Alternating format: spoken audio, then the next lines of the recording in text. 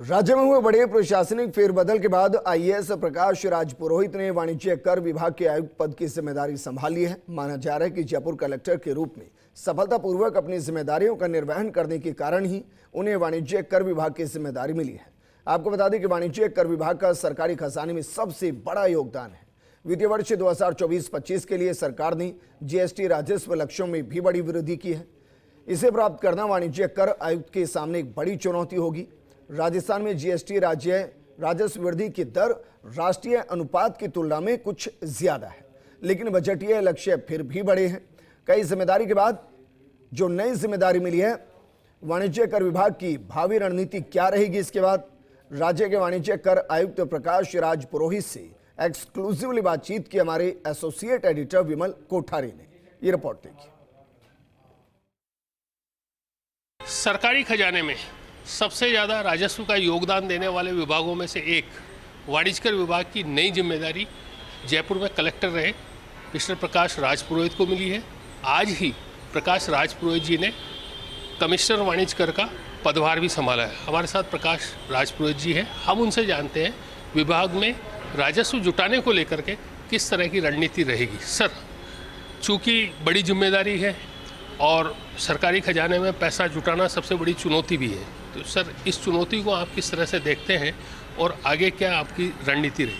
देखिए, आज बिल्कुल वाणिज्य कर विभाग में जो सबसे ज़्यादा राजस्व अर्जन करता है, तो इनके जो भी राजस्व अर्जन के टारगेट्स हैं वो किस तरह से अचीव हों। हमारी पूरी मशीनरी जो है विभाग की, वो उसमें टारगेट को अचीव करने में लगे, चाहे हमारे जीएसटी रिटर्न फाइल करना हो या फिर एनफोर्समेंट की एक्टिविटीज़ हो या फिर कोई बोगस जीएसटी फर्म्स हैं उनको फेक फर्म्स को पकड़ना। तो इन सब में हम स्ट्रेटेजी बनाएंगे। विभाग जिस तरह से अच्छा काम करता रहे उसको और आगे बढ़ाते हुए कि राजस्व में अधिक से अधिक ग्रोथ हो गत वर्षों के मुकाबले, और जो राजस्व के टारगेट हैं वो हम अर्जित कर सकें। तो पूरा विभाग एक टीम की तरह मिलकर काम करें।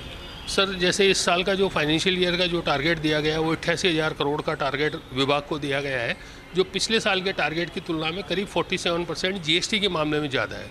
47% की ग्रोथ अचीव करना एक अपने आप में बड़ी चुनौती होगा।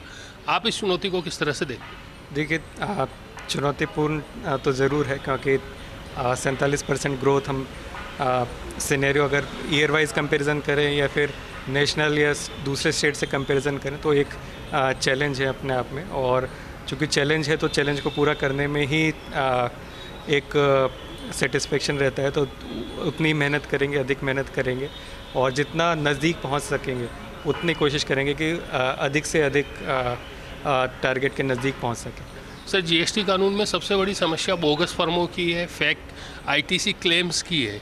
इसके अलावा एक ये भी है कि जैसे जो पहले से ही जो मामले लंबित पड़े हैं उन लंबित मामलों को निपटाने की भी है।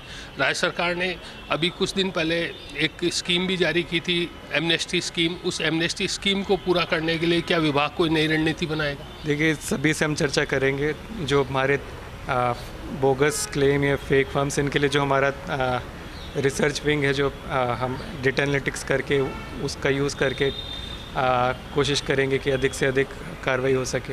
एमनेस्टी स्कीम में भी हम विभाग के अधिकारियों के साथ मिलकर रणनीति बनाएंगे कि किस तरह से उसमें जितने भी केस पेंडिंग है उनका हम डिस्पोजल कर सकें। तो कुल मिला के ये कहा जा सकता है कि वाणिज्य कर आयुक्त ने जो नई जिम्मेदारी संभाली है उस जिम्मेदारी को पूरे जोश और खरोश के साथ में पूरा करने की कोशिश की जाएगी। देखने वाली बात यही है कि आखिर इस नई जिम्मेदारी में जो प्रकाश राज पुरोहित कमिश्नर वाणिज्य कर आयुक्त की भूमिका निभाएंगे उसमें इन्हें कितनी सफलता मिलती है। कैमरामैन संजय के साथ विमल कोठारी, फर्स्ट इंडिया न्यूज़,